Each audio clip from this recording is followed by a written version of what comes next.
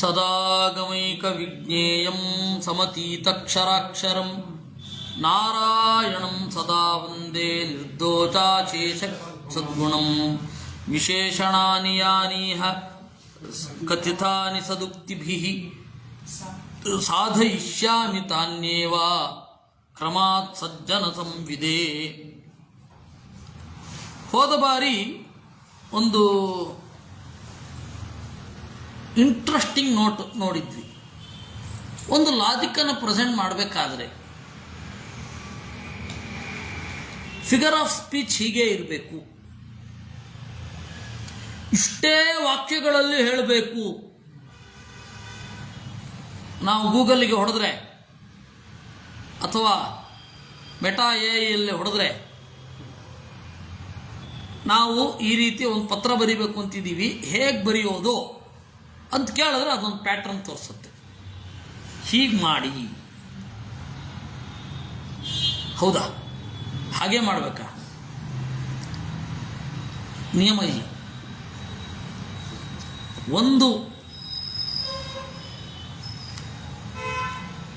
ಒಂದು ಅಭಿವ್ಯಕ್ತಿ ಎದುರುಗಡೆ ಇರುವವರಿಗೆ ಅರ್ಥ ಆದರೆ ಆಯ್ತು. ಅದಕ್ಕೆ ಆಯಾ ಕಾಲದಲ್ಲಿ ಏನೇನೆಲ್ಲ ಮಾಡಬಹುದು ಎಲ್ಲವನ್ನೂ ಮಾಡಬಹುದು. ಆಯಾ ಕಾಲದಲ್ಲಿ ಏನೇನು ಹೇಳುವ ಅನಿವಾರ್ಯತೆ ಇರುತ್ತೋ ಎಲ್ಲ ಹೇಳಬಹುದು. ಇಷ್ಟೇ ಮಾತಾಡಿದ್ರೆ ಎದುರುಗಡೆ ಇರೋರಿಗೆ ಇಷ್ಟೇ ಅರ್ಥ ಆಗತ್ತೆ ಅನ್ನೋದಕ್ಕೆ ಯಾವ ಪ್ರೂಫೂ ಇಲ್ಲ.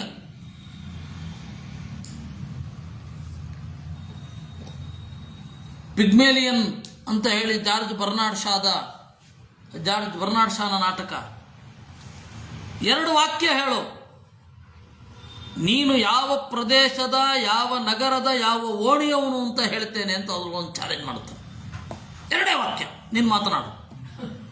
ನಿನ್ನ ಮಾತಿನಲ್ಲಿ ಯಾವ ಶಬ್ದ ಇಣುಕತ್ತೆ, ಆ ಶಬ್ದವನ್ನು ಯಾರು ಯಾವ ಅರ್ಥದಲ್ಲಿ ಬಳಸ್ತಾರೆ, ಯಾವ ಪ್ರದೇಶದ ಸ್ಲ್ಯಾಂಗ್ ಅದು, ಅದನ್ನೇ ಹೇಳ್ತೇನೆ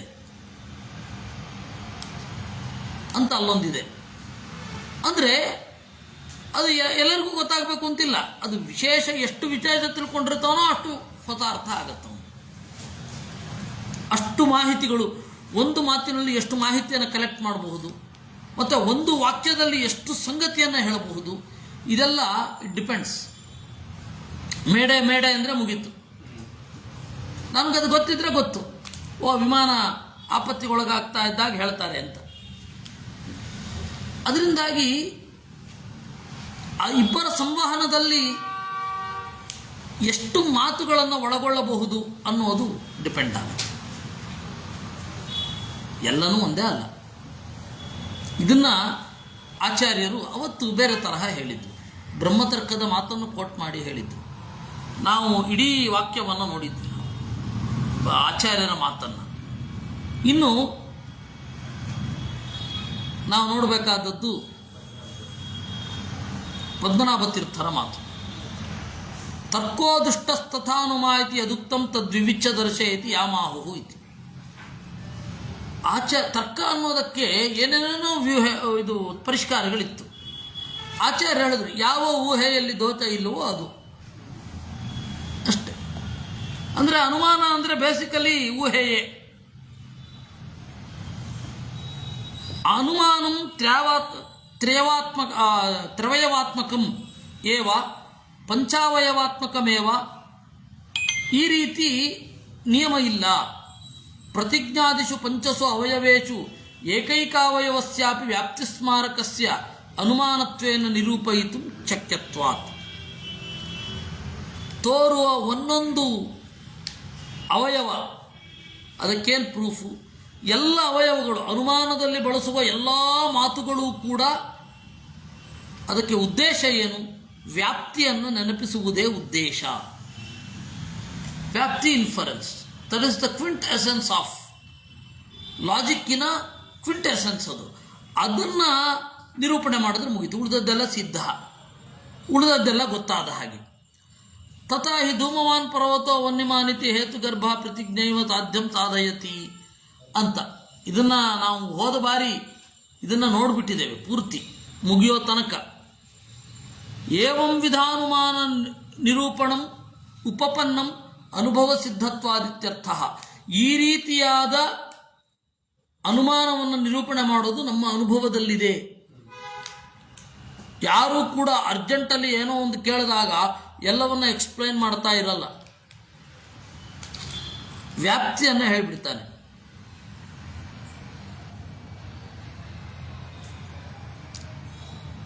ಅದು ಎಲ್ಲರ ಅನುಭವಕ್ಕೆ ಗೊತ್ತು. ಹೀಗಾಗಿ ತರ್ಕಕ್ಕೆ ಅಥವಾ ಅನುಮಾನಕ್ಕೆ ಇದೇ ರೀತಿಯಾದ ಒಂದು ಅವಯವಗಳಿದೆ ಅಂತ ಹೇಳಲಿಕ್ಕಾಗಲ್ಲ.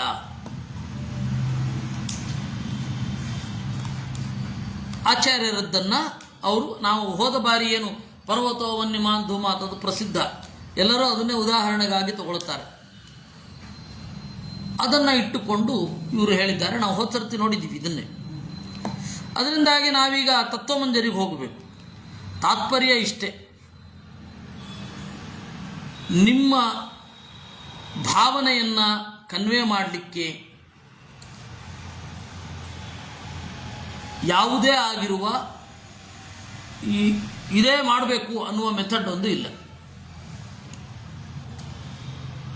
ತತ್ರ ಸರ್ವಪ್ರಮಾಣ ಜಾತೆ ಅನುಭವ ಏವ ಬಲಿ, ತತ್ವಮಂಜರಿಯ ಮಾತು. ಪ್ರತಿಯೊಂದು ಪ್ರಮಾಣದಲ್ಲಿ ಅನುಭವವೇ ಮಿಗಿಲು. ಅನುಭವವನ್ನು ಅವಲಂಬಿಸಿಯೇ ಪ್ರತ್ಯಕ್ಷಾದಿಗಳು ಪ್ರವೃತ್ತ ಆಗೋದು. ಪ್ರತ್ಯಕ್ಷಾದಿಗಳಿಂದ ಬರುವ ಜ್ಞಾನ ಅದು ಕೂಡ ನಾವು ಪರೀಕ್ಷೆ ಆ ಸ್ವರೂಪ ಜ್ಞಾನದಿಂದಲೇ ಪರೀಕ್ಷೆ ಮಾಡೋದು, ಅಥವಾ ತರ್ಕದಿಂದ ಹೊರಗಡೆಯಿಂದ ಪರೀಕ್ಷೆ ಮಾಡ್ತೇವೆ. ಒಳಗಡೆ ಅದು ಅಂತಿಮವಾಗಿ ಕನ್ವೆ ಆಗೋದು ಸಾಕ್ಷಿಯಿಂದ. ಸರ್ವಥಾಪಿ ಅಪ್ರಾಮಾಣ್ಯಭಾವ ತ್ರಿಷು ಆಗಮಸ್ಯ ಪ್ರಾಬಲ್ಯಂ. ಈ ಅನುಭವ ಅನ್ನೋದು ಪ್ರಮಾಣ. ಇಷ್ಟನ್ನ ನಿರೂಪಣೆ ಮಾಡಿ, ಕೇಚಿದ್ ಅನುಮಾಂ ಪ್ರತಿಜ್ಞಾ ಹೇತು ಉದಾಹರಣಾತ್ಮಿಕಾಂ ಆಹು.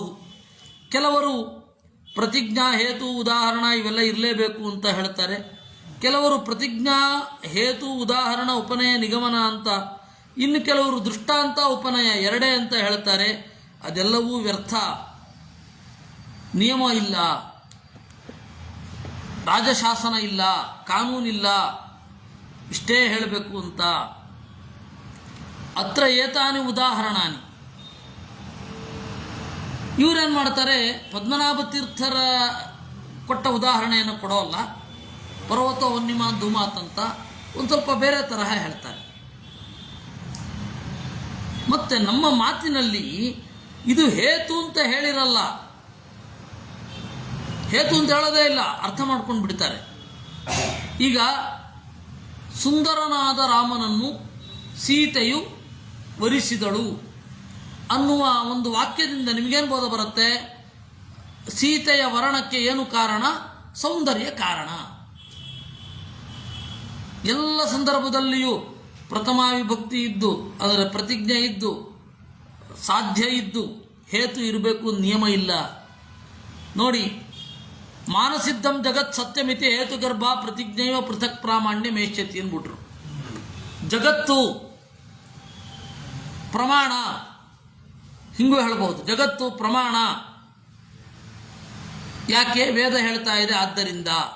ಹೀಗೂ ಹೇಳ್ಬೋದು, ಹೀಗೂ ಹೇಳ್ಬೋದು. ಹೇಗೆ? ಮಾನಸಿದ್ಧವಾದ ಜಗತ್ತು ಸತ್ಯ, ಹೀಗೂ ಹೇಳ್ಬೋದು. ಪ್ರಮಾಣ ಪ್ರಮಾಣ ಸಿದ್ಧವಾಗಿದೆ ಆದ್ದರಿಂದ ಜಗತ್ತು ಸತ್ಯ ಅಂದ್ಬಿಡ್ಬೋದು. ಹೀಗೇ ಇರಬೇಕು ಅಂತ ಇಲ್ಲ. ಜಗತ್ತು ಹೇಗೆ ಸತ್ಯ ಅಂತ ನಾನು ಕೇಳ್ತೇನೆ. ಕಥಂ ಜಗತ್ತ ಸತ್ಯತ್ವ ಪ್ರತಿಜ್ಞಾ ಸಿದ್ಧ ಆಗೋಗಿದೆ, ಮತ್ತೆ ಹೇಳಬೇಕಾಗಿಲ್ಲ. ವೇದ ಸಿದ್ಧತ್ವ ಅಂತಂದ್ರೆ ಮುಗಿದೋಯ್ತು. ಯಾರು ಕೂಡ ಮೊದಲಿಂದ ಬರ್ತಾರ? ಎಲ್ಲ ಪ್ಯಾಟ್ರಸನ್ ತರಹ ಬೌಂಡ್ರಿ ಲೈನಿಂದಲೇ ಓಡ್ಕೊಂಡು ಬರ್ತಾರೆ ಬೌಲಿಂಗಿಗೆ. ಎರಡೇ ಹೆಜ್ಜೆ, ಬಾಲ್ ಎಸೆಯೋದು ಮುಖ್ಯ ಅಷ್ಟೇ. ಹಾಗೆ ಇದು. ಅದರಿಂದ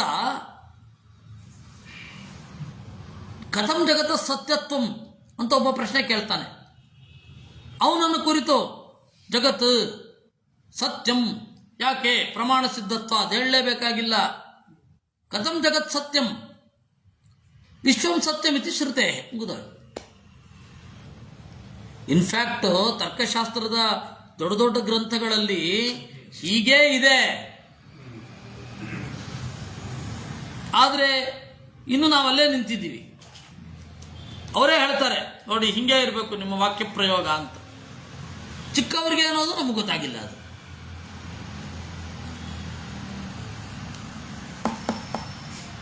ಸತ್ಯಂ ಜಗತ್ ಯನ್ಮಾನಸಿದ್ಧಂ ತತ್ ಸತ್ಯಂ ಯಥಾ ಆತ್ಮ ಇತಿ ಪ್ರತಿಜ್ಞಾವಯವತ್ವೇನ ದೃಷ್ಟಾಂತ.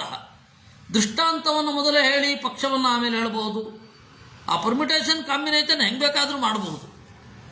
ಮಾನಸಿದ್ಧತ್ವಾತ್ ಸತ್ಯಮೇವ ಜಗದಿತಿ ನಿಗಮನಂ. ಇದೆಲ್ಲಕ್ಕೂ ಅನುಭವವೇ ಮೂಲ ದ್ರವ್ಯ. ಈ ಅನುಭವದಿಂದ ಏನು ಬೇಕಾದ್ರೂ ಮಾಡಬಹುದು. ಇನ್ನು ಇವರೇನು ಹೇಳಬೇಕು? ತ್ರಿಯಾದ್ಯವಯವಾತ್ಮಿಕಾಂ ಇತ್ಯೇವ ಮೂಲ ಪಾಠ. ಮತ್ತೆ ತ್ರಿಯಾದ್ಯವಯವಾತ್ಮಿಕಾಂ ಅಂತ ಹೇಳ್ತೇವಲ್ಲ, ಹೌದು 7 ಅಕ್ಷರ ಇರುತ್ತೆ ತ್ರಿಯಾದ್ಯವಯವಾತ್ಮಿಕಾಂ ಅಂತ ಅನ್ಬೇಕಾದ್ರೆ. ಮತ್ತೆ ಉಚ್ಚಾರಣೆ ಸ್ಪಷ್ಟ ಆಗಲಿ ಅಂತ ತ್ರಿಯಾದ್ಯವಯವಾತ್ಮಿಕಾಂ. ತಥಾಹಿ ಪಿಂಗಲನಾಗ ಕ್ಷೈಪ್ರ ಸಂಯೋಗಾನ್ ವ್ಯೂಹೇತ ಅಂತ ಹೇಳಿದ್ದಾನೆ. ಎರಲವಗಳು ಕ್ಷೈಪ್ರ. ತ್ರ್ಯಂಬಕಂ ಯಜಾಮಹೇ ತ್ರಿಯಂಬಕಂ ಅಂತ ಹೇಳ್ತೇವೆ. ತತ್ ಸವಿತುರ್ವರೇಣ್ಯಂ ಅನ್ನುವಲ್ಲಿ ವರೇಣಿಯಂ ಅಂತಂತೇವೆ. ಸನಪ್ಪಿತೇವ ಸೂನವೇ ಅಗ್ನೇ ಅನ್ನುವಲ್ಲಿ ಸಂಯೋಗ. ಸನಪಿತಾ ಇವ ಅಲ್ಲಿ ಸಂಧಿ ಆಗಲ್ಲ, ಆದರೆ ಸಂಯೋಗ ಮಾಡ್ತಾರೆ. ಪಿತಾ ಇವ ಅನ್ಬೇಕು ಆಮೇಲೆ, ಇಲ್ಲ ಅಂದರೆ ಪಿತಾ ಇವ, ಆದರೆ ಪಿತೇವ ಅಂತ. ಅಲ್ಲಿ ಸಂಯೋಗ ಇದೆ, ಇಲ್ಲಿ ವಿಯೋಗ ಇರುತ್ತೆ. ಪರಾರ್ಥಾನುಮಾನೇ ಎಂ ಪ್ರಚುರ ರೀತಿ ಪ್ರಥಮಂ ಗ್ರಹಣಂ. ತಾರ್ಕಿಕರ ಪ್ರಕಾರ 2 ತರಹದ ಅನುಮಾನ ಇದೆ, ಸ್ವಾರ್ಥಾನುಮಾನ, ಪರಾರ್ಥಾನುಮಾನ ಅಂತ. ಸ್ವಾರ್ಥಾನುಮಾನ ಅಂದರೆ ತಾನು ವಿಚಾರ ಮಾಡುವ ಬಗೆ. ನಾನು ಇದನ್ನೆಲ್ಲ ಹೇಳ್ಕೊಂಡು ತಿಳ್ಕೊಳ್ಳಲ್ಲ, 2 ನಿಮಿಷದಲ್ಲಿ ಸ್ವಿಕ್ ಅಂತ ಗ್ರಹಿಸ್ಬಿಡ್ತೇನೆ. ಬಂದೆ, ನಮ್ಮ ಮನೆಗೆ ಯಾರೋ ಬಂದಿರ್ತಾರೆ ಅಂತ ಅಂದ್ಕೊಂಡು ಬಂದೆ, ಅಥವಾ ಏನೂ ಇಲ್ಲ ಬಂದೆ, ಚಪ್ಪಲಿ ಇದೆ, ಹೊರಗಡೆ ಗಾಡಿ ನಿಂತಿದೆ, ಇದನ್ನು ನಾನು ನಿಂತ್ಕೊಂಡ್ಬಿಟ್ಟು ಓಹೋ ನಮ್ಮ ಮನೆಗೆ ಯಾರೋ ಬಂದಿದ್ದಾರೆ, ಯಾಕೆ ಅಂದರೆ ಹೊರಗಡೆ ಚಪ್ಪಲಿ ಇರುವುದರಿಂದ, ಕಾಂಪೌಂಡ್ ಹೊರಗಡೆ ಗಾಡಿ ಇರುವುದರಿಂದ ಅಂತ ತರ್ಕ ಏನು ಮಾಡ್ತಾ ಕೊಡಲ್ಲ, ಟಕ್ಕ ಬಂದ್ಬಿಡತ್ತದು. ಅಲ್ಲ ಇವುಗಳಿಗೆ ಹೇಳಿದ್ರೆ ಅದು ಮಾಡ್ತಾವೋ ಏನ?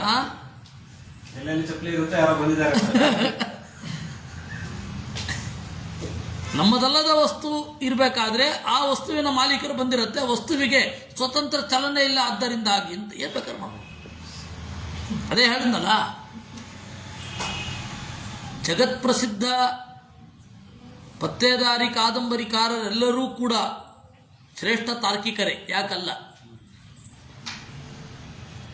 ಸುಮ್ಮನೆ ಆ ಶುಷ್ಕ ತರ್ಕ ಓದೋ ಬದಲು ಅರ್ಥಕಾರಣ ಡೈಲ್ ಓದ್ಬಿಡ್ಬೋದು ಅಲ್ವಾ? ಇನ್ಫರೆನ್ಸ್ ಅದ್ರ ಮೇಲೆ ಅವನು ಯಾವ್ಯಾವ್ದ್ರ ಮೇಲೆ, ಕೆಮಿಸ್ಟ್ರಿ ಮೇಲೆಲ್ಲ ತಗೊಳ್ತಾನೆ, ಮೆಡಿಸಿನ್ಗಳ ಮೇಲೆಲ್ಲ ತಗೊಳ್ತಾನೆ, ತನ್ನ ಊಹೆಯನ್ನು ವಿಸ್ತರಿಸ್ತಾನೆ. ಜಗತ್ತಿನ ಇದು ವಿಸ್ತಾರ ಆಗ್ತಿದ್ದ ಹಾಗೆ ವಿಸ್ತಾರ ಆಗ್ತಾ ಹೋಗುತ್ತೆ. ಅದೇ ಹಿಂಗೆ ಬೇಕಾದ್ರೆ ಇರುತ್ತೆ.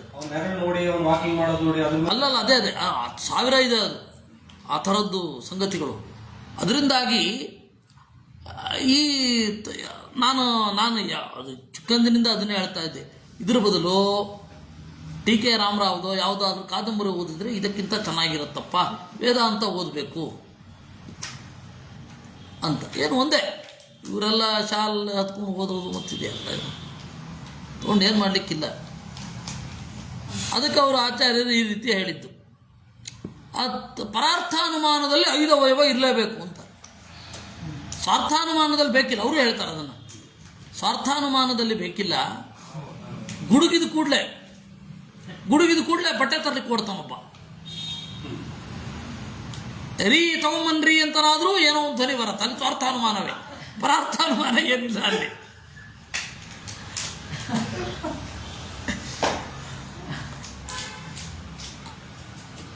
ತರ್ಕ ಇಷ್ಟು ಚಕ್ಕ ನಮಗೆ ಸುತ್ತಮುತ್ತಲಿನ ಸಂಗತಿಯನ್ನು ಕೊಟ್ಟುಬಿಡತ್ತೆ. ಹಾಗೆ ಅದರಿಂದಾಗಿ ಪರಾರ್ಥಾನುಮಾನದಲ್ಲಿ 5 ಅವಯವ ಅಂತ ಅವ್ರು ಹೇಳಿದ್ರು, ಅದೂ ಬೇಕಿಲ್ಲ ಅಂದರು ಆಚಾರ್ಯ. ಎದುರುಗಡೆ ಇದ್ದವನಿಗೆ ಅರ್ಥ ಆಗೋದಷ್ಟೇ ಮುಖ್ಯ. ಹಾಗೆಲ್ಲ ಬಂತು. ಅದನ್ನು ಪಂಡಿತಾಚಾರ್ಯರು ಏನು ಮಾಡಿದ್ರು, ಜಗತ್ತಿನ ಸತ್ಯತ್ವವನ್ನು ಸಾಧನೆ ಮಾಡುವ ಅನುಮಾನದಲ್ಲಿ ಅದನ್ನು ತೋರಿಸಿದ್ರು. ಪದ್ಮನಾಭ ತೀರ್ಥರು ಏನು ಮಾಡಿದ್ರು, ತಾರ್ಕಿಕರಿಗೆಲ್ಲ ಪರಿಚಿತವಾಗಿರುವ ಪದೇ ಪದೇ ಅದನ್ನೇ ಹೇಳುವ ಒಂದು ಅನುಮಾನವನ್ನು ಇಟ್ಟುಕೊಂಡು ಆಚಾರ್ಯರು ಹೇಳಿದ್ದನ್ನು ಸಮನ್ವಯ ಮಾಡಿದ್ರು. ನಿಮಗೆ ಒಬ್ಬ ದೊಡ್ಡ ಸುಧಾ ಪಂಡಿತರ ಮಗಳು, ಸುಧಾದಲ್ಲಿ ಏನಿದೆ ಅಂದರೆ ಅನುವ್ಯಾಖ್ಯಾನದಲ್ಲಿ ಏನಿದೆ ಅಂತೆಲ್ಲ ಹೇಳಬಹುದು. ಏನು ಅದರಲ್ಲಿ ನಿಶ್ಚಿತವಾದ ಸಂಗತಿಗಳಿದೆ ಅಂತೆಲ್ಲ ಹೇಳಿದ ಮೇಲೆ ಅವರು, ಹೌದಾ, ನಾನು ಸುಧಾ ಪಾಠ ಕೇಳ್ತಾ ಇದ್ದೇನಪ್ಪ, ಘಟ ಪಟ ನಿಷ್ಠ ಈ ರೀತಿ ಶಬ್ದಗಳು ಮಾತ್ರ ಕಿವಿಗೆ ಬೀಳತ್ತೆ ನಮಗೆ. ನೀವು ಅಷ್ಟು ಅನುಭಾವಿಕವಾಗಿ ಹೋ ಅಂತ ಅನ್ನುವಟ್ಟು ಏನಿಲ್ಲ ಅಂದ್ಬಿಟ್ಲು ಅಂದ್ರು ಅವರು. ನಾವು ಏನು ಕೊಡಬೇಕು, ಈಗಿನವ್ರಿಗೆ ಏನು ಕೊಡ್ತಾ ಇದ್ದೀವಿ? ಅವ್ರಿಗೇನು ಅರ್ಥ? ನ್ಯಾಯಸುಧಾ ಅಂತಂದರೆ ಯಾವುದೋ ನಮಗೆ ಅರ್ಥವಾಗದ ಒಂದು ವಿಜಾತಿಯ ಪದಾರ್ಥ, ಅದರಿಂದ ನಾವು ಆನಂದ ಪಡಬೇಕಾದದ್ದೇನೂ ಇಲ್ಲ. ಅದರಿಂದ ಅದು ಕೇಳಿದರೆ ಪುಣ್ಯ ಬರುತ್ತೆ ಅಷ್ಟೇ ತಲೆನಲ್ಲಿ. ಅದನ್ನು ಹೇಳಿ ಅದು ಅರ್ಥ ಆಗುವ ಭಾಷೆಯಲ್ಲಿ ಹೇಳ್ಬೋದಪ್ಪ, ಅರ್ಥ ಆಗದೆ ಇರೋ ಹಾಗೇನಿರಲ್ಲ.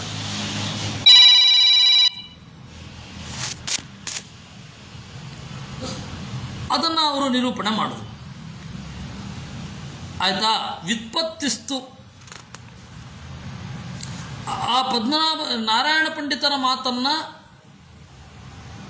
ನಿರೂಪಣೆ ಮಾಡಿಕೊಂಡು ಹೋಗೋದು. ಅವರು ಅದನ್ನು ನಿರೂಪಣೆ ಮಾಡಿದ್ರು. ನಾವೀಗಾಗಲೇ ಅದನ್ನು ನೋಡಿದ್ದೇವೆ. ಇನ್ನು ಮುಂದೆ ಮಾತಿನ ದೋಷಗಳು ಯಾವುದು, ಮಾತಿನ ದೋಷಗಳು ಎಷ್ಟು ಅಂತ ಹೇಳಿ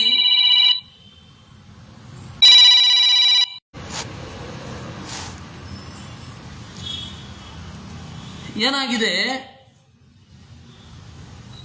ಮಾತಿನ ದೋಷಗಳು ಎಷ್ಟು ಅದನ್ನು ಹೇಳಲಿಕ್ಕೆ ವಸ್ತುತಃ ನ್ಯಾಯಸೂತ್ರ ಪ್ರಧಾನವಾಗಿ ಹೊರಟಿದ್ದು ಮಾತಿನ ದೋಷಗಳು ಏನು ಅಂತ.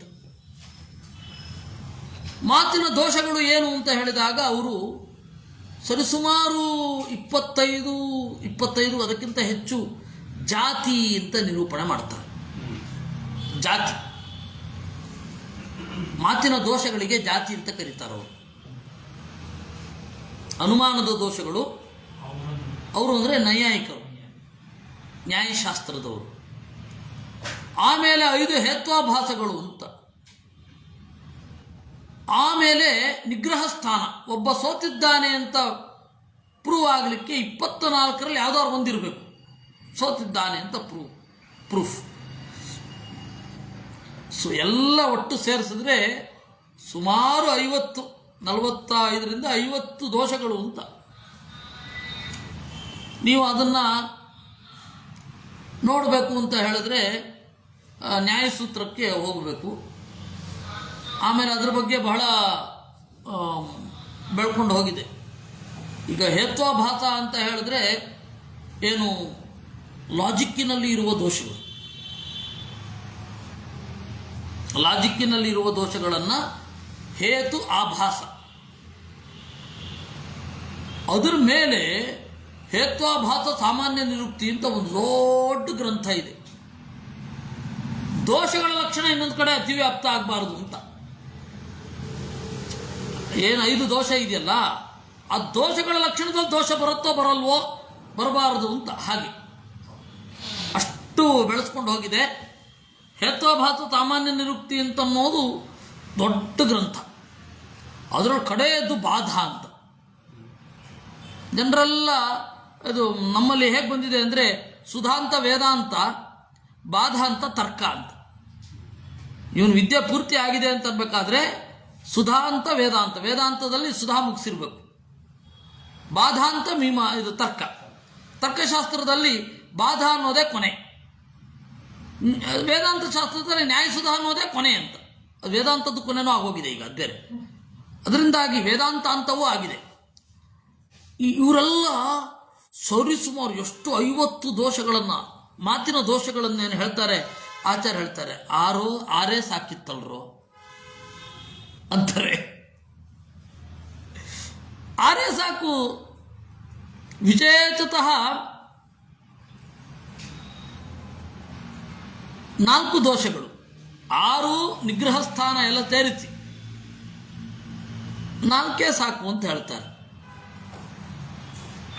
ಯಾವುದು? ವಿರೋಧಶ್ಚ ತಥಾಧಿಕ್ಯಂ, ನ್ಯೂನತಾ ಅಸಂಗತಿಸ್ತಥಾ, ಉಪಪತ್ತಿ ದೋಷ ವಿಜ್ಞೇಯಾ, ವಿರೋಧಶ್ಚ ಸ್ವತನ್ಯತಃ. 4 ದೋಷ. ಯಾವುದೇ ತರ್ಕದಲ್ಲಿ ನುಸುಳುವ 4 ದೋಷಗಳು: ವಿರೋಧ, ಆಧಿಕ್ಯ, ನ್ಯೂನತ, ಅಸಂಗತಿ. ಇದು ವಿರೋಧ. ವಿರೋಧ ಅಂದ್ರೇನು?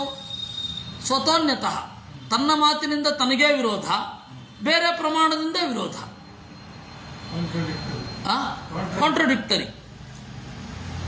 ಆಯ್ತಾ? ಅಲ್ಲ, ಜಾತಿ ಅಂತ ಒಂದಿದೆ. ಜನಕಸ್ಯ ಅತ್ಯಯೋ ಜಾತಿ, ಅದು ವ್ಯಾಹತಿಯೇ. ಜಾತಿ ಅಂದರೆ ಏನು ಗೊತ್ತಾ? ಜಾತಿ ಅಂದರೆ ಕ್ಯಾಸ್ಟ್ ಅಂತ ಅರ್ಥ ಅಲ್ಲ. ಜನಕ ಅದರ ಅತಿ. ಸ್ವಸ್ಯವಾ ಅನ್ಯಸ್ಯವಾ ಭವೇತ್. ಅದು ಕೂಡ ತನ್ನ ಮಾತಿನಿಂದ ತನಗೇ ವಿರೋಧ, ಬೇರೆ ಮಾತಿನಿಂದಲೂ ವಿರೋಧ. ಜನಕ ಯಾವುದು? ಪ್ರಮಾಣ ವಿರೋಧ. ನೋಡಿ, ಛಲ ಅಂತಂದ್ರೆ ಏನು ಗೊತ್ತಾ? ಛಲಂ ಅಸಂಗತಂ. ವಿರೋಧ ಏನಿದೆ, ಪ್ರಮಾಣಕ್ಕೆ ವಿರೋಧವಾಗಿ ಮಾತನಾಡಿದ್ರೆ ಆಯ್ತು, ಅದು ವಿರೋಧ. ತನ್ನ ಮಾತಿಗೆ ತಾನೇ ವಿರುದ್ಧವಾಗಿ ಮಾಡಿದ್ರು ಅದಾಯ್ತು, ಇದು ವಿರೋಧ. ಆಧಿಕ್ಯ ಬೇಕಾಗೇ ಇರೋದಿಲ್ಲ, ಬೇಡದ ಪದಗಳನ್ನು ಹಾಕೋದು. ಉದಾಹರಣೆಗೆ, ಕಪ್ಪಾಗಿರುವ ಬೆಟ್ಟದಲ್ಲಿ ಕೆಂಪಾಗಿರುವ ಬೆಂಕಿ ಇದೆ. ಯಾಕೆ ಅಂದರೆ ನೀಲಿಯಾಗಿರುವ ಹೊಗೆ ಇರೋದ್ರಿಂದ. ನಿನಗೆ ಯಾಕೋ ಬೇಕು? ಪರ್ವತದಲ್ಲಿ ಬೆಂಕಿ ಇದೆ, ಅದು ಅದನ್ನೆಲ್ಲ ಹೇಳಬೇಕಾ? ಹೊಚ್ಚ ಹೊಸ ಚಲನಚಿತ್ರ. ಹೊಸದು ಆಗ್ಬೇಕು, ಹೊಸದು ಅಷ್ಟ ಮುಗೀತು. ಅದು ಎಲ್ಲ ಜಾಸ್ತಿ ಆಧಿಕ್ಯ. ಪ್ರಾಮಾಣಿಕರು ಮಾಡೋದೇ ಇಲ್ಲ. ತೀರಾ ಹಂಗೂ ಹೇಳಲಿಕ್ಕಾಗಲ್ಲ. ಅದು ಓಶೋದ ಕಥೆ ಒಂದು ಬರುತ್ತೆ. ಅಲ್ಲ, ಪೂರ್ತಿ ಹಂಗೂ ಹೇಳಲಿಕ್ಕಾಗಲ್ಲ. ಯಾಕೆಂದ್ರೆ ಓಶೋದೊಂದು ಕಥೆ ಇದೆ. ಇಲ್ಲಿ ಮೀನುಗಳನ್ನು ಮಾರಲಾಗುತ್ತದೆ. ಇಲ್ಲಿ ಮೀನಿಟ್ಕೊಂಡು ಬೇರೆ ಕಡೆ ಮಾರ್ತೀಯನ? ಸರಿ, ಇಲ್ಲಿ ಹೊಡೆದಾಕದ. ಮೀನುಗಳನ್ನು ಮಾರಲಾಗುತ್ತದೆ. ಇಷ್ಟೊಂದು ಮೀನಿಟ್ಕೊಂಡು ನೀನ ತಿಂತ್ಯ? ತೆಗಿ, ಮಾರಲಾಗುತ್ತದೆ ಅಂತ ಉಳಿದಿತ್ತದು. ಇಷ್ಟೊಂದು ಇಟ್ಕೊಂಡು ಮಾರದೆ ನೀನೇ ತಿಂತೇನೋ, ಅದನ್ನು ತೆಗೆದಾಕು. ಏನಿಲ್ಲ, ಬೋರ್ಡೇ ಇಲ್ಲ.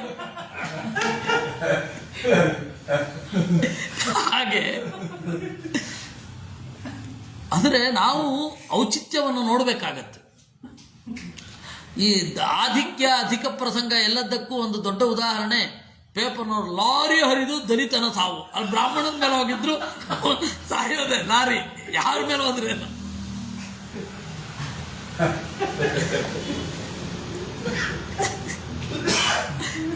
ಒಂದೊಂದು ಭೀಕರವಾಗಿ ಹಾಕ್ತಾರೆ, ನಗಲಿಕ್ಕಾಗಲ್ಲ, ಇದು ಮಾಡ್ಲಿಕ್ಕಾಗಲ್ಲ, ಹೇಳ್ತಾ ಇರ್ತಾರೆ.